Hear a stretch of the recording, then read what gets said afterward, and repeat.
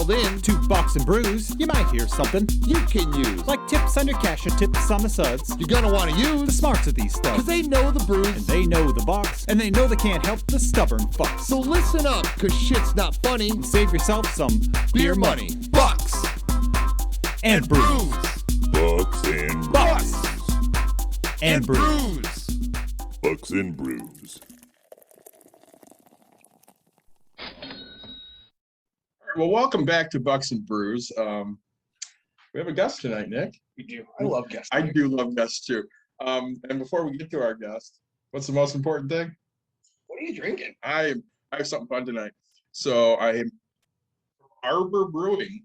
I picked up Holiday Bake Sale Double Milk Stout. It is very very stouty. Say you get a little lactose in there. Yeah, you definitely do. You can taste the milk. I forgot to save a little bit of this one for you, so you get a little bit of the next one. Yeah, and right, keeping with my my diet fast, Michelob Ultra Pure Gold, and then when that's gone, I have a Michelob Ultra Superior Light Beer. Real excited about mine. I do have a Blake's again too, in case I need to get there. Good for you. So this week we're talking to Anthony Pierre. Yeah. And I know you're really excited about this because you love talking real estate. And I love talking other people's strategies, right? Because not everybody has the same one. Right. So Anthony, why don't you tell us a little bit about yourself? Well, Anthony Pierre, real estate investor, owner of Estate Masters Real Estate Academy, Mactone Investments, Anthony Pierre and Associates. What other company? Oh, we do construction as well, APA Construction. So all these different businesses, man, more than you can even imagine. I'm the type of person I believe heavily in partnerships and building, bridges with people. So that's something that I'm really interested in. And I've been, also a real estate investor, been investing for more than 20 plus years. And I've helped hundreds and hundreds of people around the world learn how to invest, in a different way. Kind of the way that I invest is a little bit different than your traditional investments because of how I learned the game. So I kind of come at it from a different perspective, which I think is important because you can kind of always infuse your individuality on anything that you do. And I think that's important because it allows you to be you. And also it gives you other values and jewels that you can share to other people that maybe other people don't see, that they can get something out of it. So that's me, man. That's a little bit about my life. I got a wife and I got 4 beautiful children. Family man, been a family man for, from day one. One of the reasons why I opened my company and started investing is because I wanted to be there for my kids and have that type of time.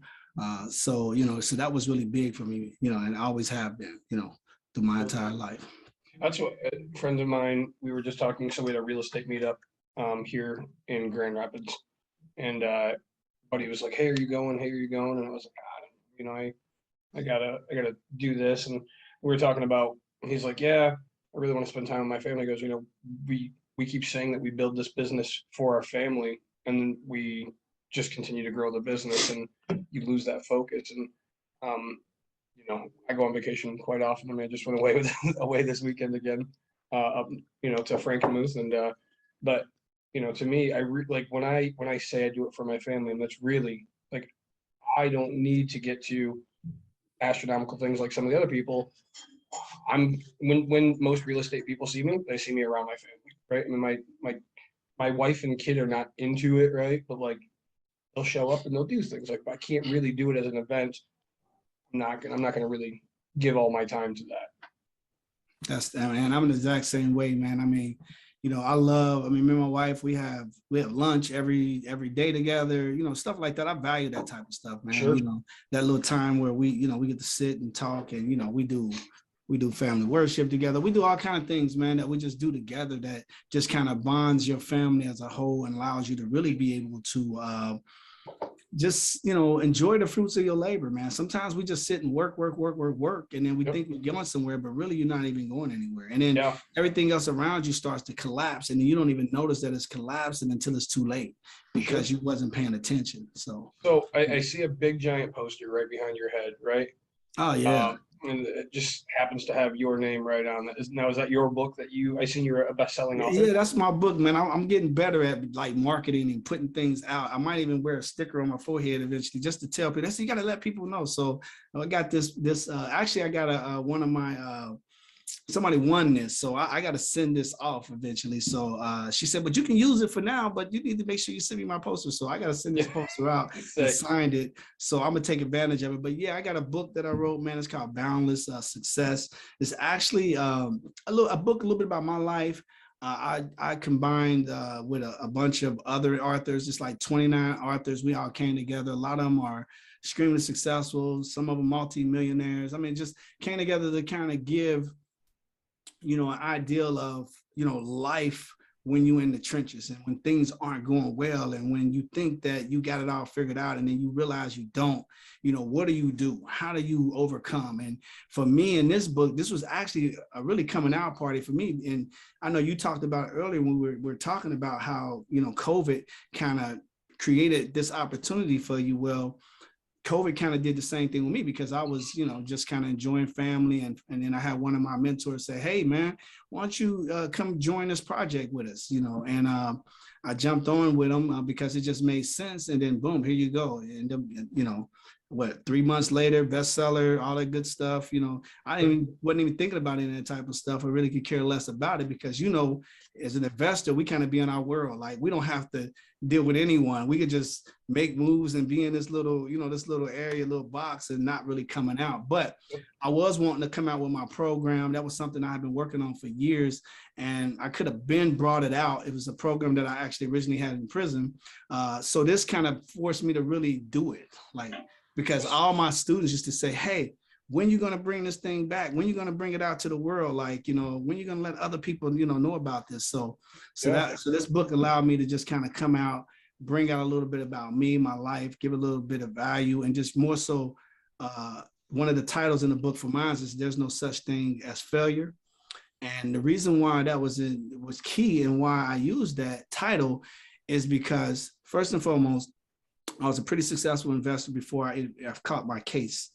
And then secondly, I had 4 kids. I felt like I let them down when the situation happened.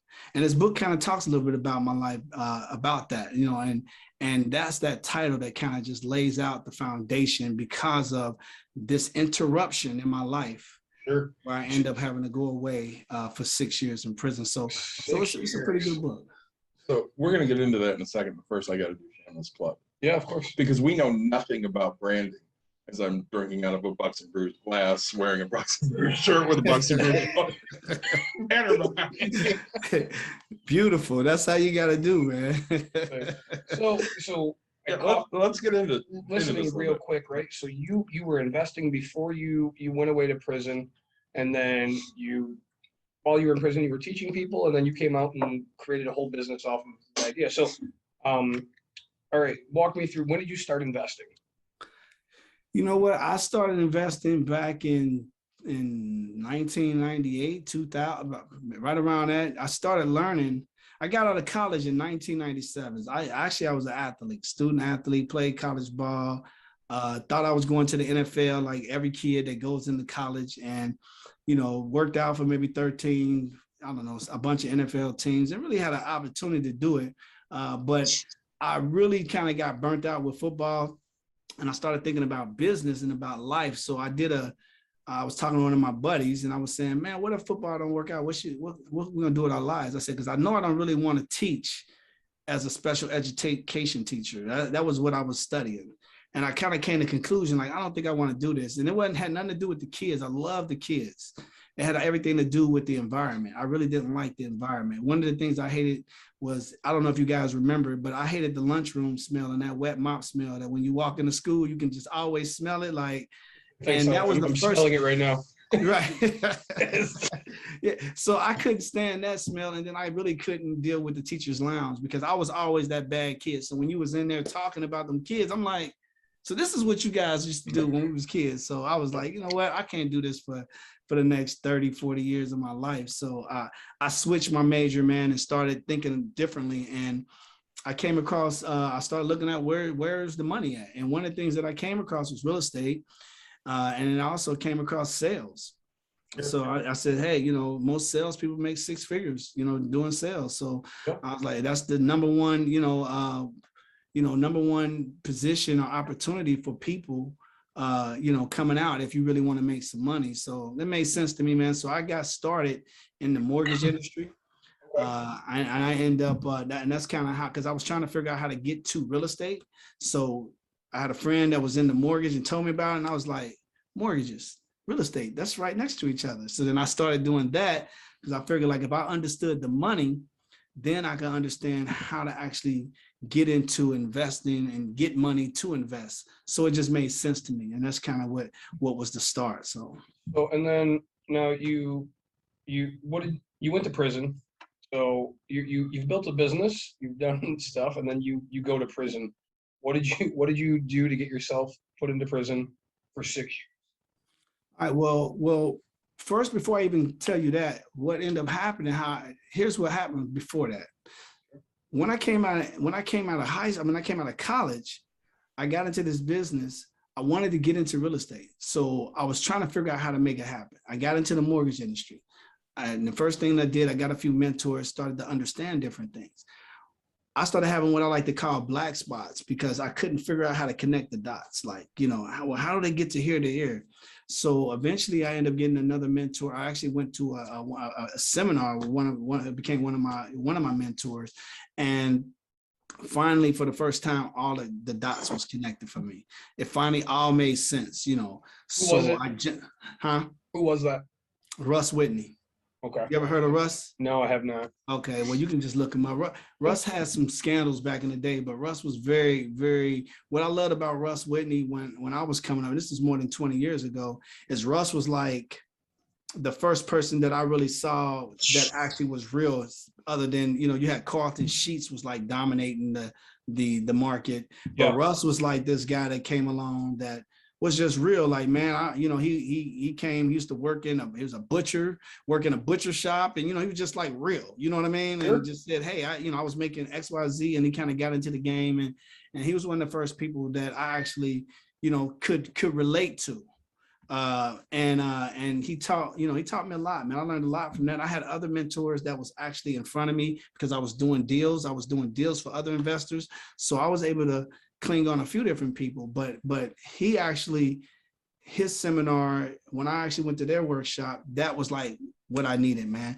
And then I jumped out, went out, took what I learned from there, and I ended up creating my own little investment system, and I ended up buying like 17 houses in like 6 months. I ended up putting like $420,000 in my pocket, and built like a $2.2 to $2.5 million real estate portfolio within less than a year, just off of that information, right? Heck yeah. So that was like, and we was in our mid-20s. So and really to set up the prison thing is that we was young. So it was like we thought we was on top of the world. We started making all this money quickly. We both just came out of college, me and my brother.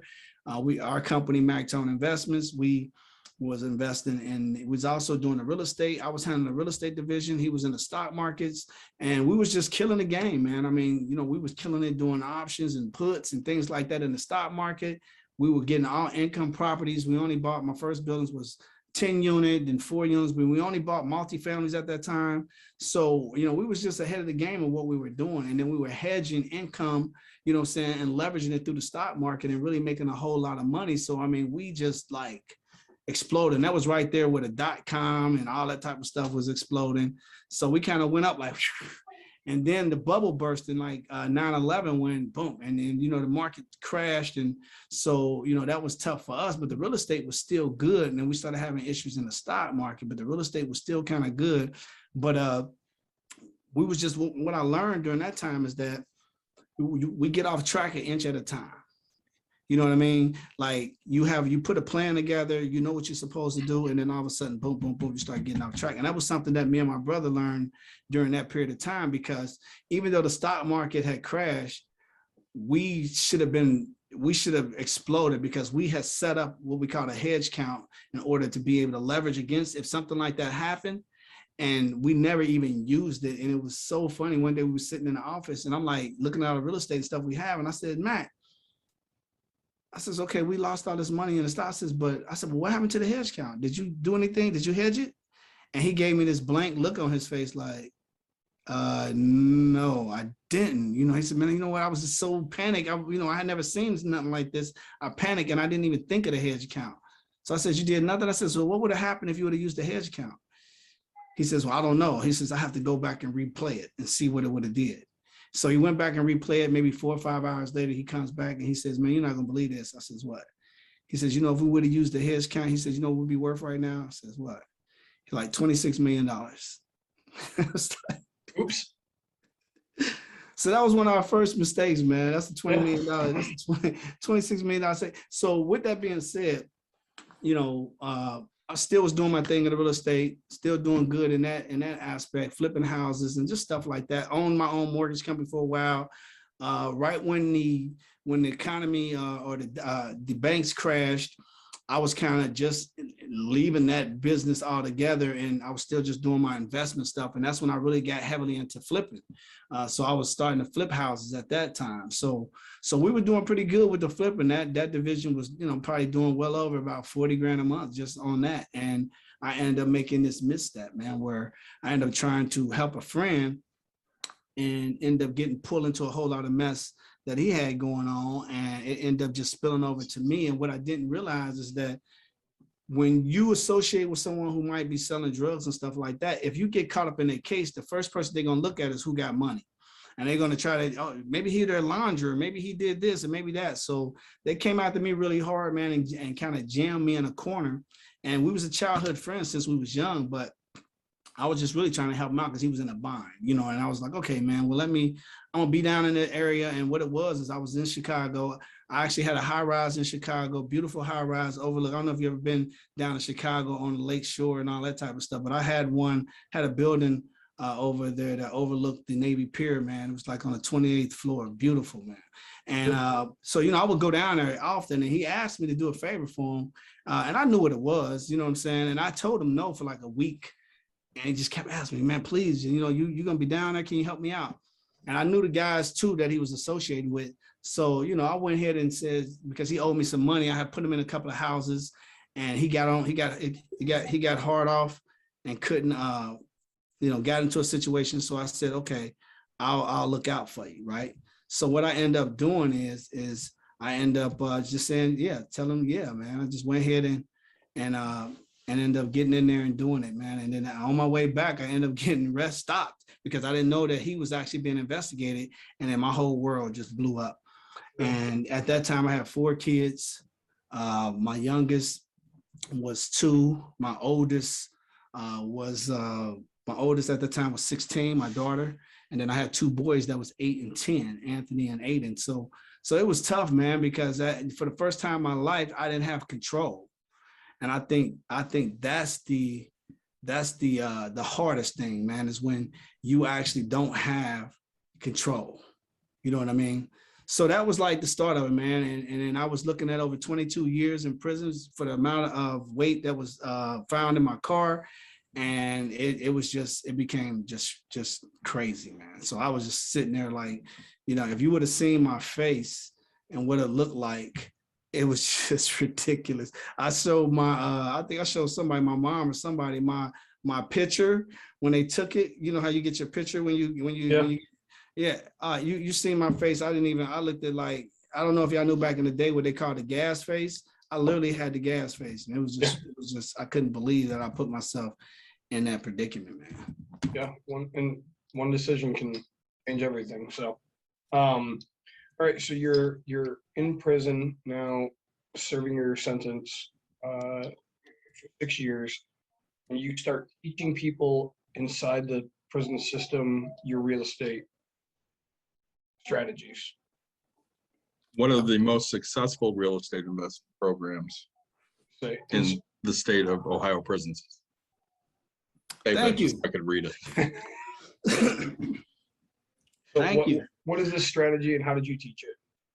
All right. Well, you know, I end up pleading out and taking 6 years, of course, because that's what they do. You know, they put all this time on you and stack it, and then it's like, you know, do I go to trial Right. and face 22 years, or do I take this 6 years and run with it? So I ended up taking the 6 years and ran with it, and got into prison. And really one of the reasons why, you know, I wrote the book, There's No Such Thing as Failure, because my mind was not lightly playing tricks on me, because it was you looking at your life, and then now you done forego, and then now they done attack you, and they done took all this stuff from you, and then you just realize at that moment, like, you know, you may have thought you was something, but you're really nothing. And it's like the most humbling experience when you just can't do anything. Like it was nothing I can do. Everything was stripped from me, and you just became like literally like you're nothing. So for me, man, it was just really tough, and I had to kind of keep my mind right. So I started questioning this ideal of failure.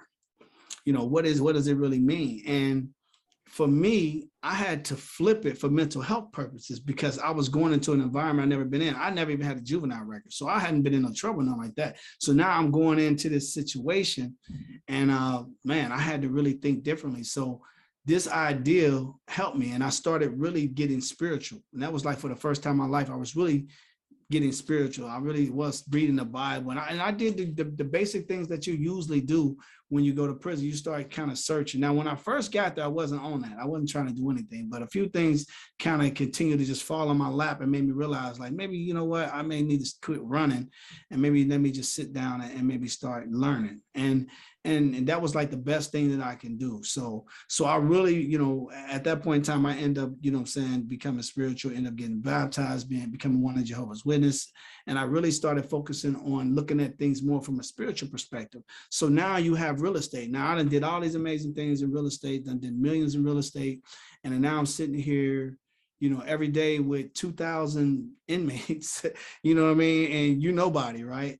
But there were a lot of people that used to see like commercials and used to know that I was in real estate. So, you know, the buzz on the yard was always like, yo, that's Anthony, you know, yeah, he does the real estate, this, that. And the crazy thing about when you go to prison is that if you got any street creds, you never really ever lose that. You know what I mean? If people know that you was doing something, in there, they don't look at you like you're a failure or anything like that. And they look at you like, hey, you know, man, you was doing these things that, you know, what happened at first? And then it's like, well, man, don't worry about it, man. You know, you're going to be back. You're going to get out there. You're going to be doing some amazing thing. And I had one particular inmate, which was my bunk. He said, hey, I want to learn how to invest in real estate. And I says, okay, well, let me think about how I would teach you that, you know. And he says, okay, all right. So I thought about it, and I says, okay, maybe I can teach him this way. So I told him, I says, yeah, I teach you under one circumstance. I said, one condition. He says, what? I said, you got to take all the notes. And I says, and when you go to auto school, because he went to auto school outside of the yard, they worked on cars and they had computers in there.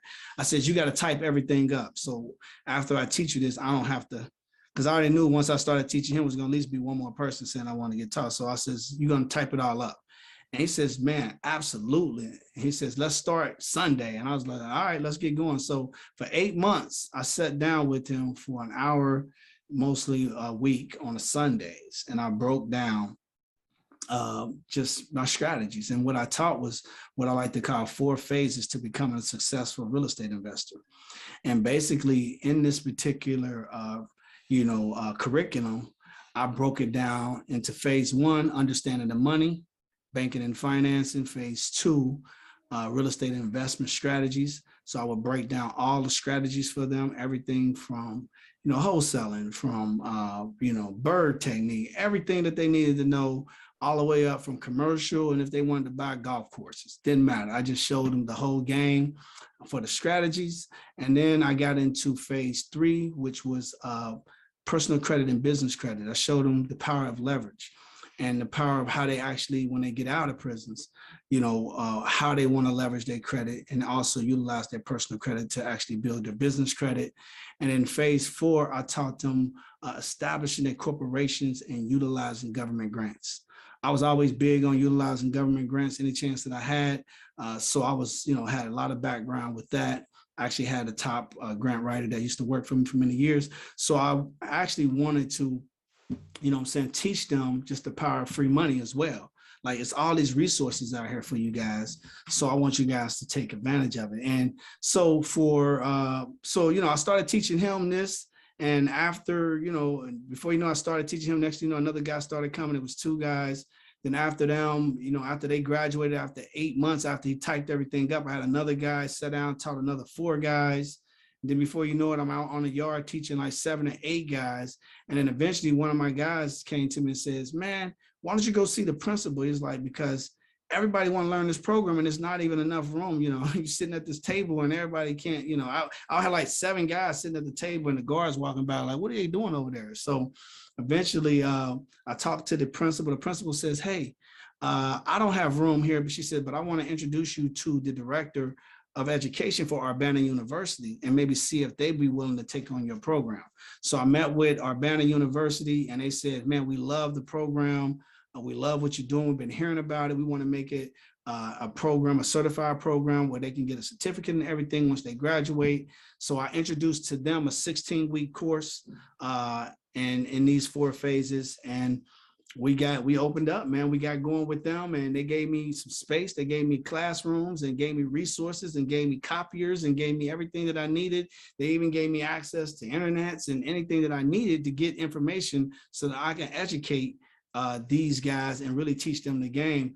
And what made it really interesting is that most of the college courses that are taught in the prison, usually the average class size is anywhere between 10 to 15 students on average. You never really had that many in that. But I taught two classes per semester.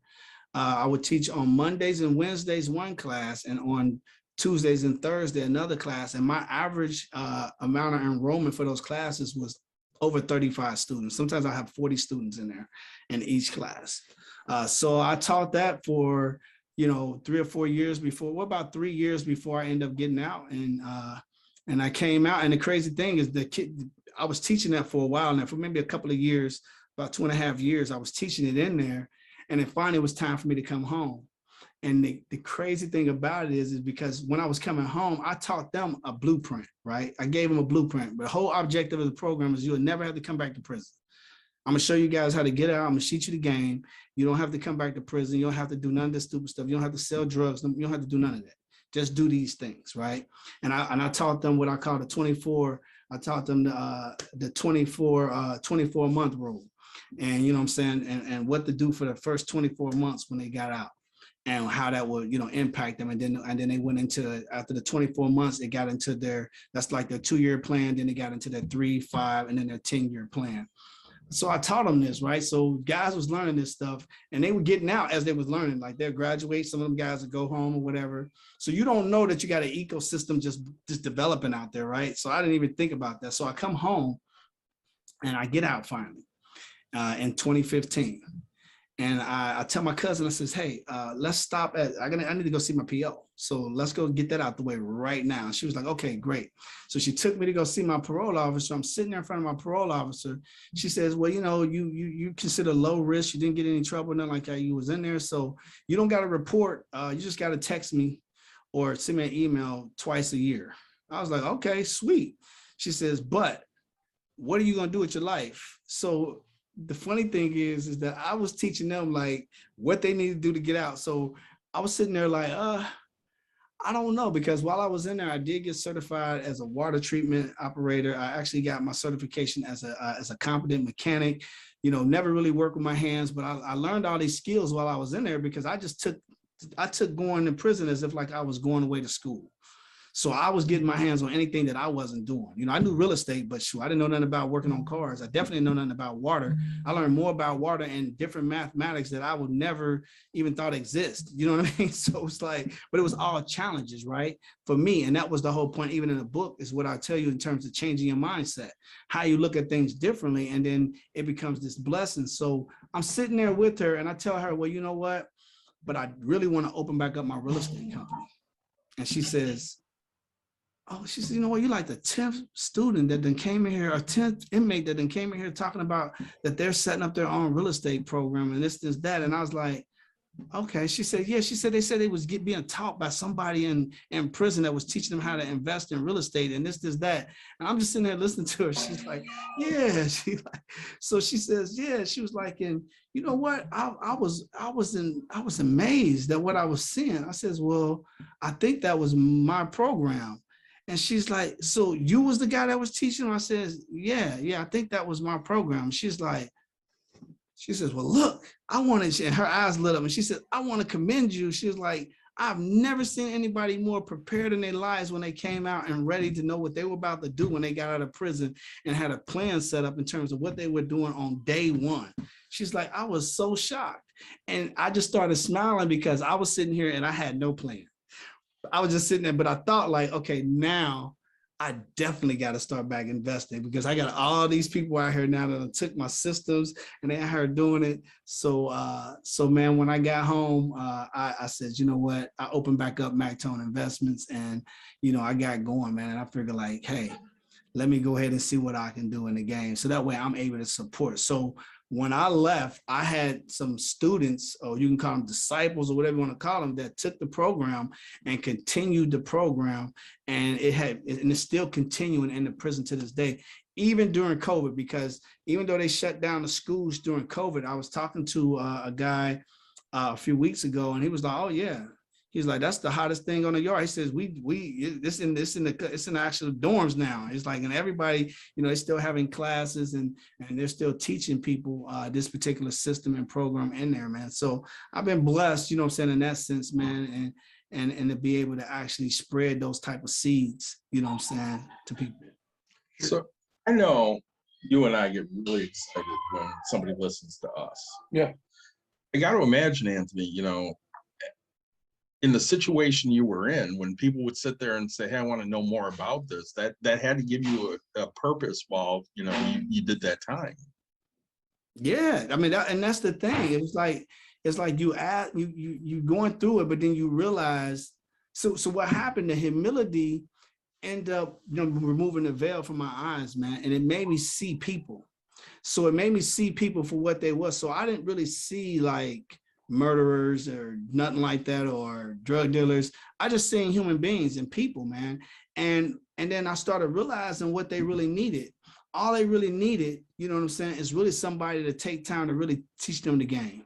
Like teach them to look differently and then challenge them in a different way. You know, I remember I used to sit here, I used to do this before the class, and I would ask them, I would say, what do you guys, if you can have anything in the world, what would you want? If you can have that right now. And I will always start the class off like this because I always was curious to see what these guys would say. And my students were anywhere from 17 to 70. So it was just a wide discrepancy. So I would say, you know, what do you want? And don't you know, I would be writing it down on the board, what they will all say. And, you know, one of the main things that was just popular is that they wanted peace. And they wanted to be able to take care of their families. That was it. So when you went into prison, now you had a successful real estate business, and now were these buy and holds, or were you strictly doing flips? Like what? I started my career off doing buy and holds. Everything that I bought was multifamilies. I wouldn't purchase anything. I would only pay the water bills. I would make sure that everyone had paid their own electric. That was kind of my system.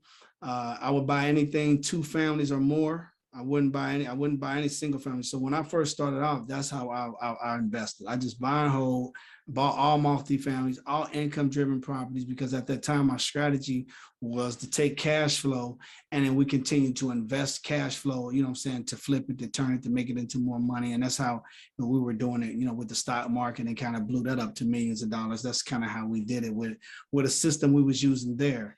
And then later on, I started getting into flipping, because I was like, I'm used to doing 10 bathrooms and 5 bathrooms and just going one house, and all you got to do is a couple of bathrooms. I'm like, man, this is super easy. So flipping became kind of easy for me, like just going in there and because I was already doing older buildings, older houses, dealing with a lot of the issues that come with that.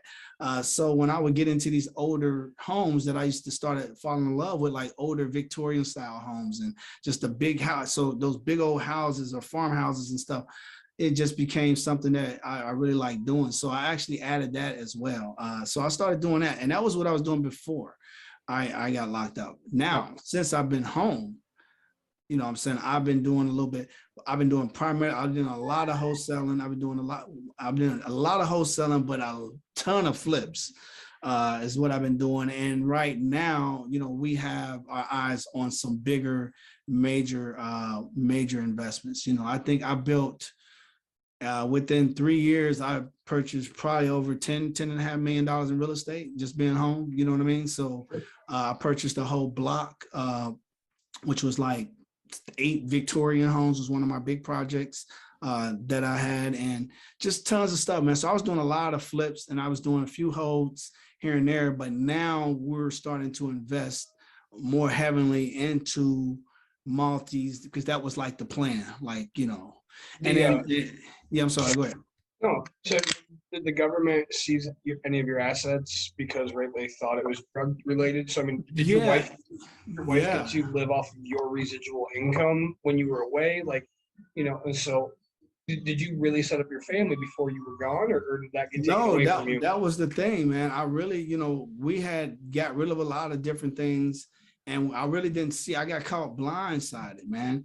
And what ended up happening is that they started seizing. They started coming after, like my cars. They started coming after everything, and because they did that, it just threw everything in a rut. And then on top of that, one of the lessons that I learned and is that you can't do it all by yourself. I had a lot of things that I was just doing because I love real estate. So I would just be doing all kind of different stuff, and I had all different types of things going on. But then now you go away, and then somebody got to sit in your chair, and they're like, what the heck? And I can remember at that time, my girl was like, I can't do this. You got too much stuff going on. You got this over here, you got that. I'm over here and I'm running over here. So she was just struggling with the whole idea of running this thing. So for me, which I wouldn't advise this at home, but for me, I just said, forget it. I don't even care. Because at that time, man, I was just locked up. I mean, going back hindsight, I probably would have did things differently, but I just didn't want to put no additional burden on them and trying to have people running around doing all this stuff. So she's like, what do you mean? I said, let it go. Whatever happens, I don't even care. You know what I'm saying? I'm just fighting for my life right now. So that became my priority. It probably was the best decision in a sense, because before that, that's all I was thinking about. And they're like, my real estate, this is that, what's going on? How does this, and trying to get people to do this and do that. And many disappointments along the way. And it wasn't their fault. I put them in that predicament, right? So I just kind of relieved that pressure from them and just figured like, you know what, we'll just get through it the best way we can get through it, and we was able to get through it. So. Well, see, and I know, like with me, when I got sick, you and I sat here and talked about, hey, you need to do this for me, you need to do that for me, because I knew my wife and daughter could not figure out what to do with money. Right. And, they both had some money, but if I had died, which I was pretty close, they would have had a whole lot of money and not known what to do with it. And I have one person that I trust with money, and it's you. That's scary. It is kind of scary. I mean, I have a lot of really good friends, but, if I have a money question, I call you. If you have a money question, you call me, and we sit there and we bounce those ideas off of each other. And I made sure that if something drastic happens, you're going to be there and pick up those pieces. Yeah. Yeah. I'm finding I'm more of that. So I have a very good friend who I hope we have on sometime out in New York, and his portfolio is and right, like we've known each other now for like a year, but like we've become just like we instantly just it was amazing. And so he's like, hey, he's having some medical troubles, and he's hey, if I die, I want you to. And I was like, what do you like? Do you want your wife this, like this? Like, what do you want? Residual income? What do you want? Like guaranteed this? And I was like, if I buy it, like I'm guaranteed, I'm taking this for like $6, right? Like, Right. I'm like, he paid like $50 million for a building. I was like, I'm giving her 6, and I'm gonna tell her it's definitely worth it, right? And I'll even make payments on that $6. And he's like, such an ass. And I was like, I get it, right? I'm so glad I don't own real estate. But but like I have that credibility that's built up to like where I can understand making $1 last week, right? And we talk about cheap meals, we talk about things, and I'm like, look, whatever you have, I can make this into something. Well, I mean, not only do we talk about cheap meals, but we sit there and we talk about, accountability and, surrounding yourself with people that have your best interest in mind. I mean, I've said this before. As a coach, I hate everyone. Yeah. On the other side. That's true. This is the only field I have money. Yeah. That I sit there and I celebrate other people's wins. Everybody's, yeah. I get so jacked up when somebody's like, hey, I paid off a credit card, or hey, I just bought a new house. I get so excited. Yeah. So where are you wholesaling right now? Are you just wholesaling? I'm actually doing it all over the country right now. I got a bunch of deals going on. Matter of fact, I just got like 7 new deals. A lot of them are multi-million-dollar deals that we're working on right now in different places on some of the wholesaling. Arizona, I got one. I got a project right now that I'm working on in Nevada.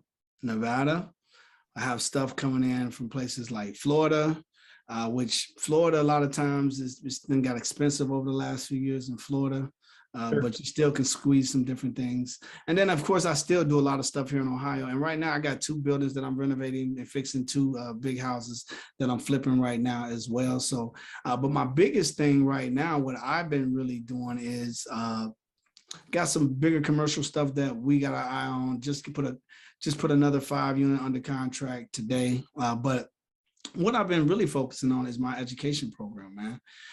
That is like really like my passion. I think after doing that and then having that, I really missed that. So it was like when I finally got the opportunity to really, open back up the academy and start really being able to teach people these strategies and really teach people some of the mistakes, like how you guys pointed out about, what do you do with your money? What do you do with your assets? Those are some of the things that I had the pleasure of being able to teach them in prison. And now I got the pleasure to teach, people now, how you set up things, automatically, how do you utilize and leverage insurance and other different things that can help you so that you can take the pressure off your families and you're not sitting here and everybody running around wondering what they need to do, where you already kind of like set the whole stage and laid it all out. So therefore, no matter what, automatically it's already known what needs to be done and what needs to happen if something was to happen to you. So, so I think that's the thing that I get the pleasure. And then also it holds you accountable because it's like, we procrastinate on a lot of different things that we know we probably should do,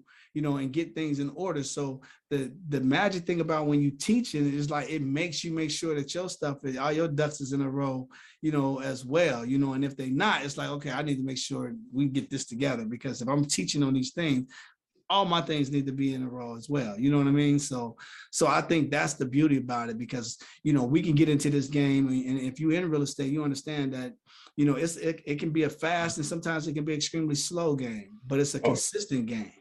You know what I mean? I go through, consistent game.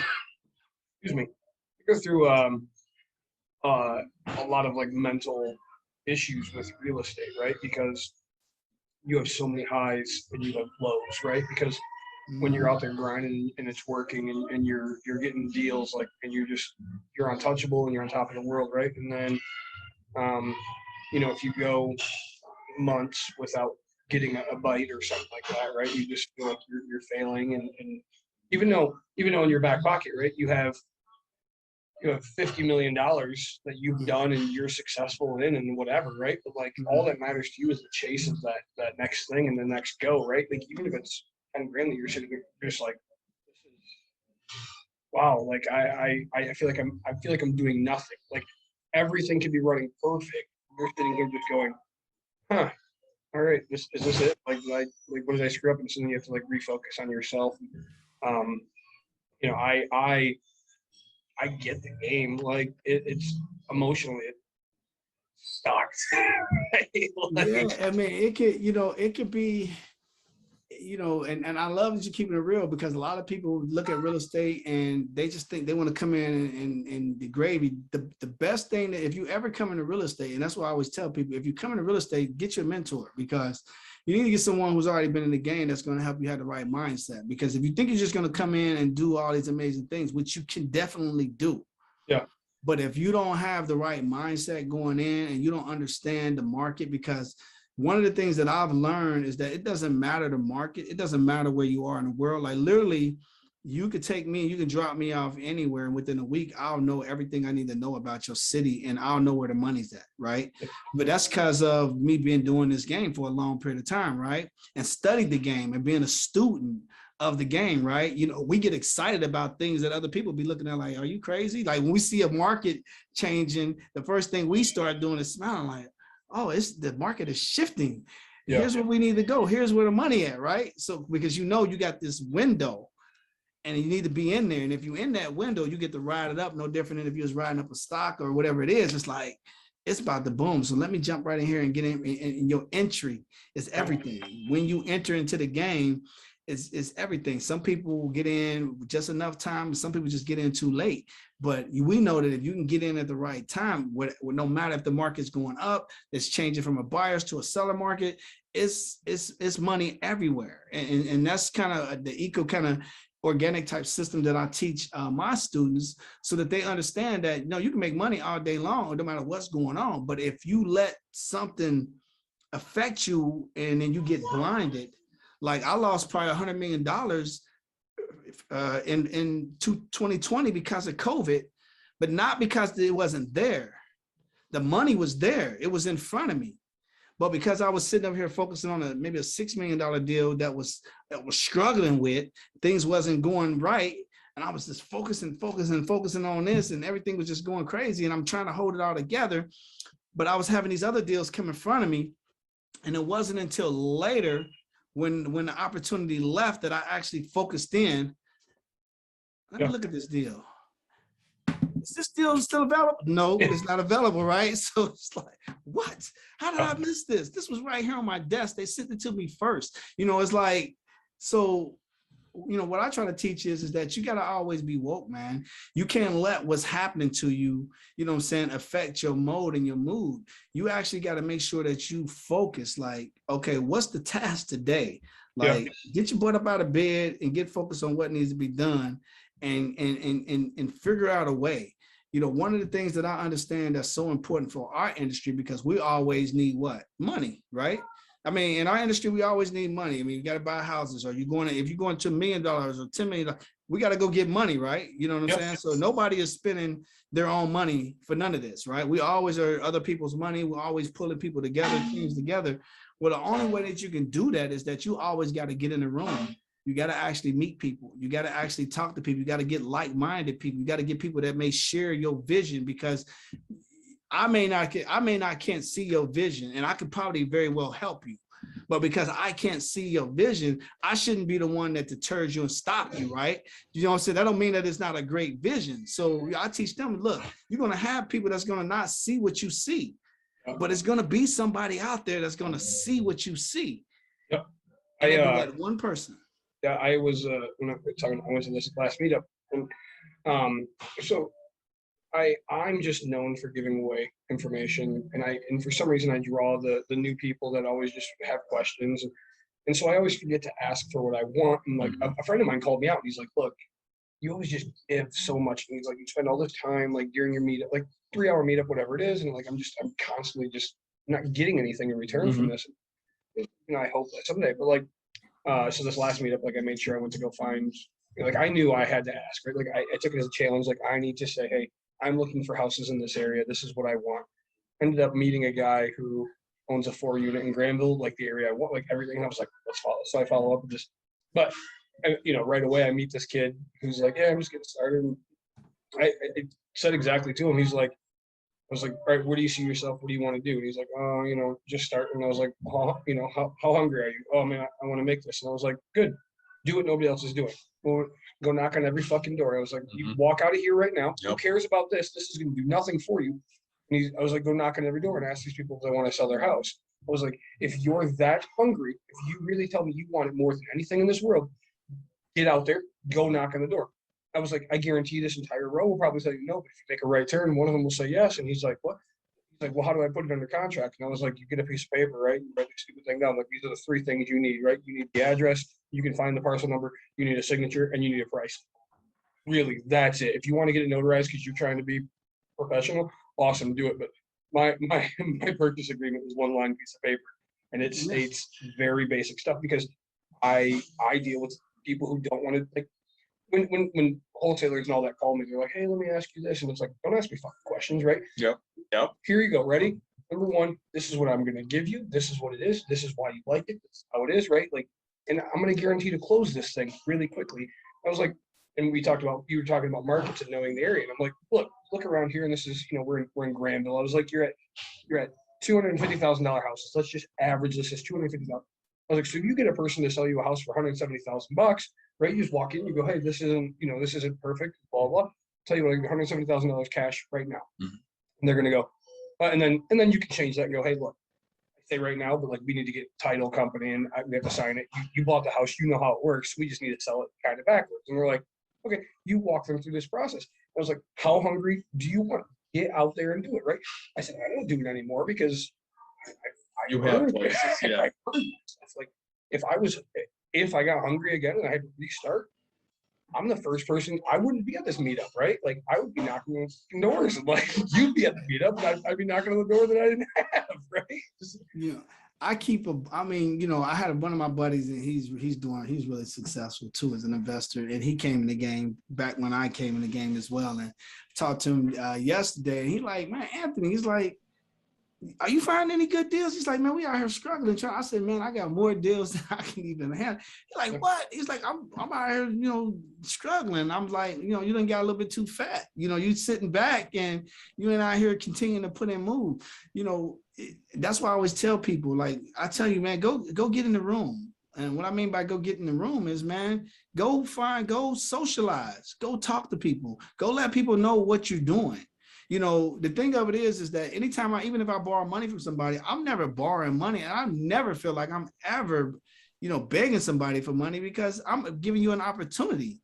It's all about perception. I don't care if you got $100 million. Hey, I got this opportunity over here. Is this something that you might be interested in? I don't know what your needs are, but here's what we got going on. Here's what we offer. Do you think you might be interested? Or do you know somebody might be interested? That's just a simple conversation, and now that I got students starting to practice that stuff, and they're like, oh, I get it now. Yeah, like, but we're so afraid to go ask for what we want because we don't want people to, quote unquote, think that we need them. But in reality, man, we all need someone. None of us can do nothing. Like you guys made a very good point. When you thought about it, your life was on the brink of maybe losing your life, you thought about your friend, you needed them. You said, hey, if it's anybody I need you, and then I'm gonna need you now, right? And that's all of us. We all need people. So that's the biggest problem. That's the reason why most people struggle and fail, is because we got this idea that this world or this system teaches us that we independent. Man, ain't nobody freaking independent, and ain't no such thing. It does not even exist. You know what I'm saying? It's not independent. We all need people. So when you understand that, or at least you realize that, and you stay within that confinement, you're going to actually be successful because you understand that people need you. I need them. You may not, like you said, you may not be wanting to go out and grind. I'm willing to go out and grind. I'm going to go hit all the doors for you. So you're going to feel it's, it's reciprocity. You're going to feel like you need to do something for me. If I go to the doors and I do all this work for you and I'm coming back loyalty to you and saying, hey, you're gonna be like, man, this freaking guy is a machine. Yep. What can I do? Matter of fact, here, man, here go extra 10 grand, man. Matter of fact, you know what do you need? You're gonna feel like you need to do something. And that's what these young guys don't understand. Like it's the grind, it's the hustle. If we see you working and then you also benefit, we're gonna make sure you eat. We're gonna make sure you taken care of. Oh yeah, and that's what I tell, like, I said, look, like I was like, how much does $5,000 mean to you, right? Because $5,000 to me is way different than $5,000 to a person starting out, right? I mean, $5,000 is holy. I said, cool. Tell you what, you go put this like you walk on these doors, you do exactly what I tell you, and if you get one to sign for 170 in this area, I will hand you $5,000. All you do is hand me over the contract. And they're like, what? And I was like, I guarantee you have $5,000 in your hand because I know I'm making 50. Right? Exactly. Like, plain and fucking simple. Like, Yeah. I'll give you 10 all day. Tomorrow I'm going to look at another house, right? Yeah. They hit me up and they go, hey, I heard you buy through this or whatever. And I was like, yeah. And they're like, cool. Just to let you know, you're going to be our contractor. Granted, I dress in a t-shirt and Of jeans course. and like, so I look at a contractor all day. And they're like, yeah, so a house is worth, $190,000. I'm picking it up hopefully for $100,000. And they're like, hey, this is a story. And I'm like, great. So I have people finding me stuff to do the right thing. And it's really, again, it goes, you go find it. I will pay you. Like if you got the contract wholesaling, right? How wholesaling works is you go get a contract and then you sell that contract for a profit. And, I don't care how much you make. If you got the house for $1 and you're selling it to me for $100,000, you made $100,000 and I'm only going to make 50. I make 50. Like I'm a happy guy. Yeah. And tomorrow, honestly, I pretty much I'm gonna buy it sight unseen already, but I have to go see it so that way, I make sure all the stuff is. It's so funny, ordered. man. When I first started my career, like I would have contracts. I would put out 30 or 40 contracts out, and I would never even go see them until they accepted them. Like I didn't even. I came from the old school, man. Like I never even went and look at properties until somebody said yes. Like, so literally I would put these offers out and I would literally make realtors be like, who the heck is this guy? Like he just sent over 30, and I would send over like 30 offers, you know what I mean? Like on 30 different properties. And a lot of people say, because how you buy so many properties so fast? And I would tell them that it's like you only got so much time in the day. You can't go and see 30 properties, but you can actually send out 30 contracts like this. Yep. You know what I'm saying? So now if 10 of them say yes, you might even have the money for the 10, but that's a good problem to have. That's a because great guess problem what? to have. I got buddies like you, other people. I can say, hey, look, man, I'm picking up 2 of these, man. I got 8 left, man. Y'all got 2 hours to figure out what y'all want to do with it. Everything's been worked out. You know what I'm saying? Let me know if you want these. And then before you know it, everybody jump on. We take down 10 properties. Yep. And that's, I wholesale because, I have a very small area where I invest, right? I'm southwest of my area. Like I don't invest in Grand Rapids, right? Mm-hmm. I own nothing there. But I own a crap ton just outside of it.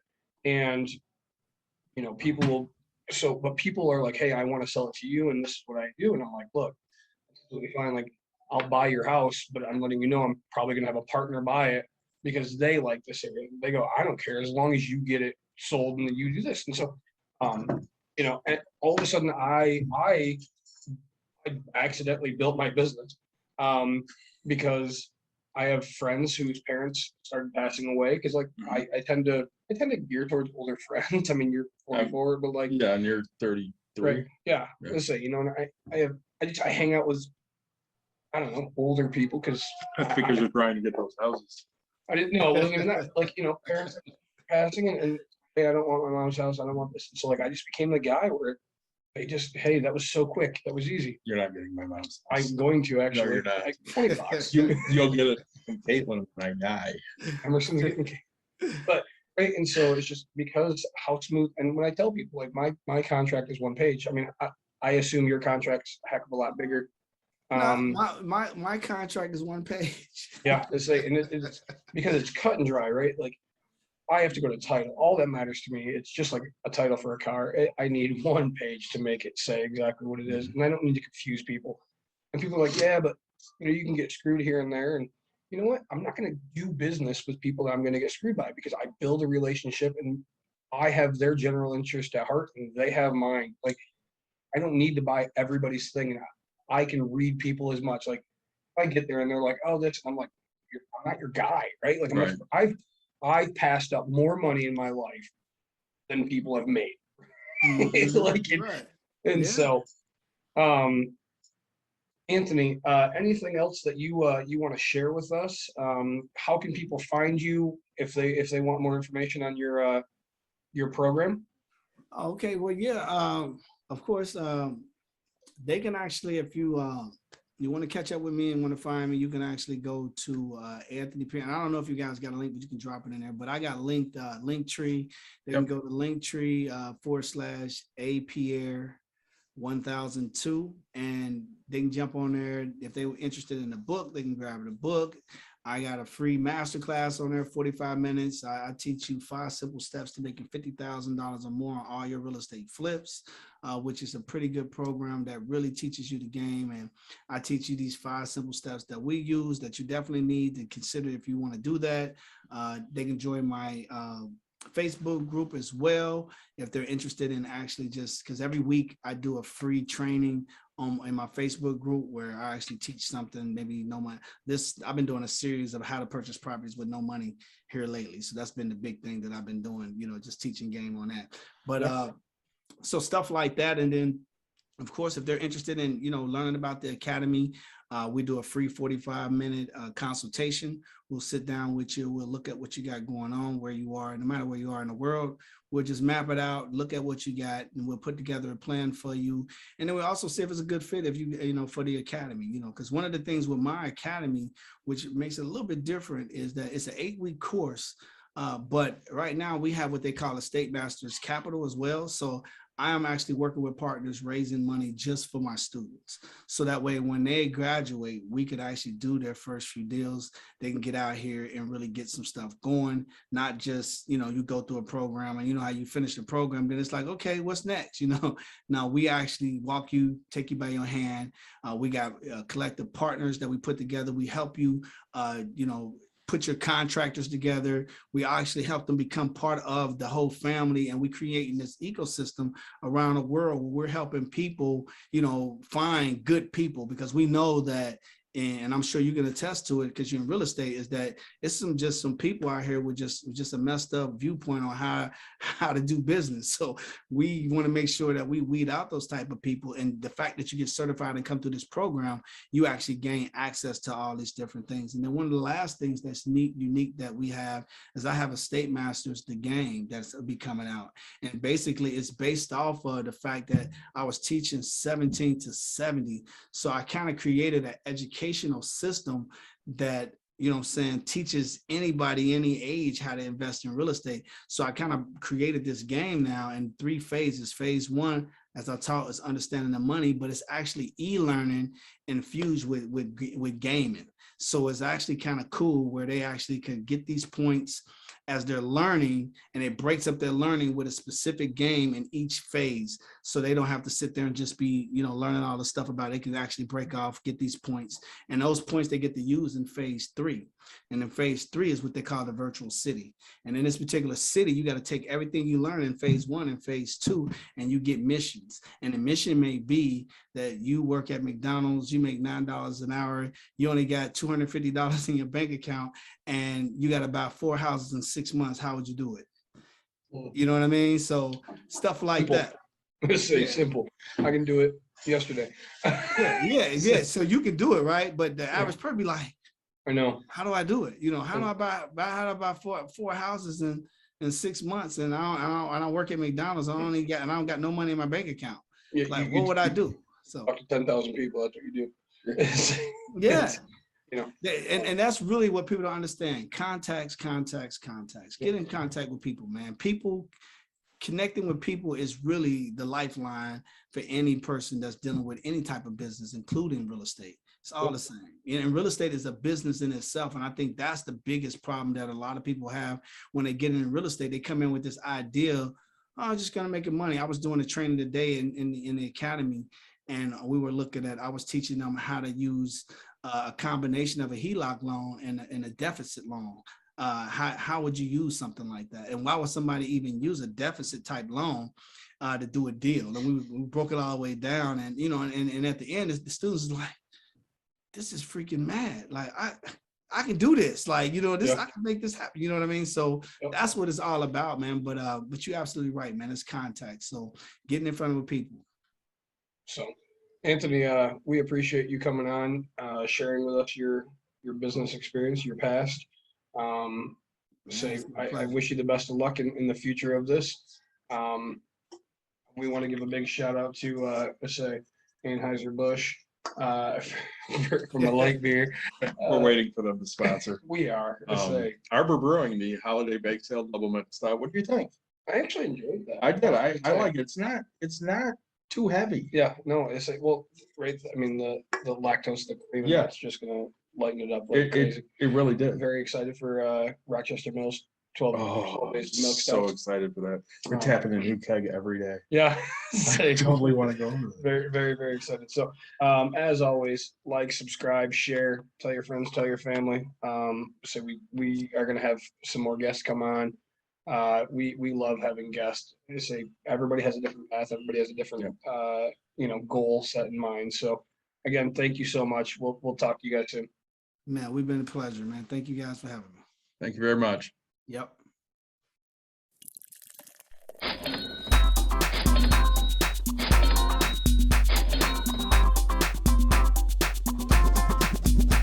You've dialed in to Bucks and Brews. You might hear something you can use, like tips on your cash or tips on the suds. You're gonna want to use the smarts of these stuff, cause they know the brews, and they know the box, and they know they can't help the stubborn fucks. So listen up, cause shit's not funny, and save yourself some beer money. Bucks and Brews.